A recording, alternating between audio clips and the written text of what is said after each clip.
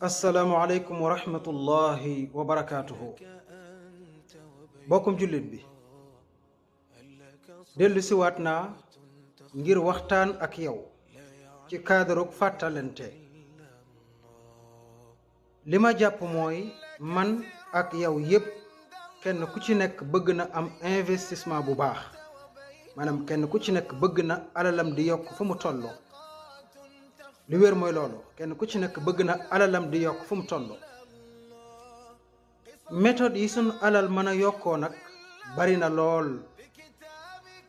liggéey ci la bokk, góorgóorlu ci la bokk, ak yu baree bari mbokkum jullit. mais am na beneen méthode boo xam ne ci laa bëgg a fàttalanteek yow. méthode bii nag sunu borom tabaraka wa taala ak yonentam alayhi salaatu wassalaam ñooñu ko rëddal. ban méthode la? mooy jël sa alal di ko jox ñu ñàkk ñi te yàlla dong tax.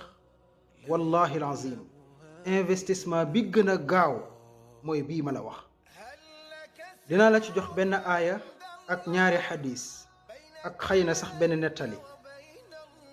aaya bi mooy sun borom tabaraka wa taala wax na ci alquran ni qul inna rabbi yabsutu rizqa liman yashaau min ibadihi wa yaqdiru lahu wa ma anfaqtu min shay'in fa huwa yuxlifuhu wa huwa xayru raziqin.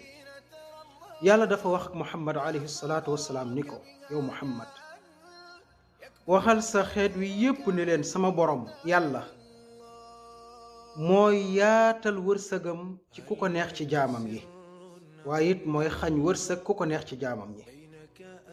waaye nag yàlla mu ni képp koo xam ni yaa ngi jël sa alal di ko dépenser fii sabilillah, xëy na kii ñàkk na ba amut lu mu dundee, kii soxla na lool ba nga dimbale ko, yàlla mu ni ko def loolu day danaa ko joxaat lu gën a bari lam joxe, ndax man maay borom wërsëg wu yaatu wi lool. kon sàkku leen ci man wërsëg jaare ko ci joxe sa alal te yàlla tax. nii la ko sunu borom waxee. nee na ku ko def ma yokkal la sa wërsëg ba mu gën a bari, yàlla ko wax. beneen bi ci topp mooy mbokkum jullit, gis nga tubaab bi ñu tegal ay méthode pour ñu yokk suñ alal ci wàllu développement. yonent bi alayhi salaatu wassalaam am na bu mu wax. donte li tubaab yi wax dañ koy gëm lool nag di ci góorgóorlu, mais nañu déglu li muhammad alayhi salaatu wassalaam wax. muhammad nee na sallallahu alayhi wa sallam nee na amul benn bés boo xam ni jaamu yàlla yi danañu xëy lu dul sunu borom dana yebal ñaari malaaka ci jaam bu nekk. bés bu ñu xëyee suba gu jot yàlla dana yebal ñaari malaaka ci jaam bu nekk.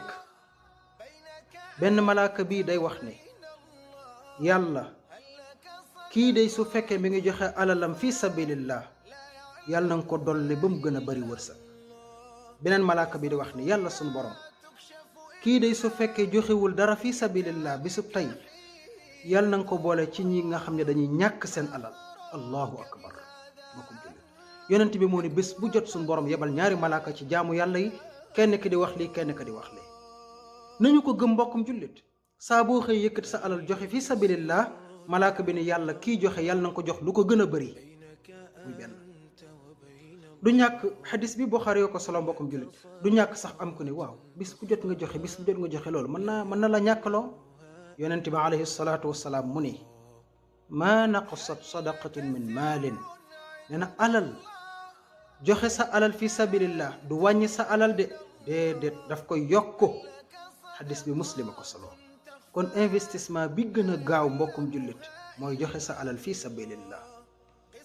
joxoon naa la benn xissa ci sama benn mbokkum jullit bu ma nekkaloon ci benn daara. ma dellusiwaat ci ndax tubaab yi nee nañ répétition pédagogique la. dama amoon sama benn mbokkum jullit bu nekkoon ci benn daara, ñoo fa bokk nekk di jàngale. moom dafa gëm lool aaya bi suñu borom di wax ni loo joxe ma joxaat la leneen.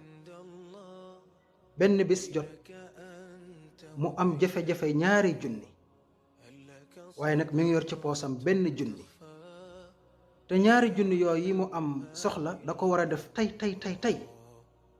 mu ñëw àbbuma benn junni, ma ne ko awma. mu àbb seen beneen mbokk jullit ku ñuy wax Babacar Cissé, kooku ne ko awma.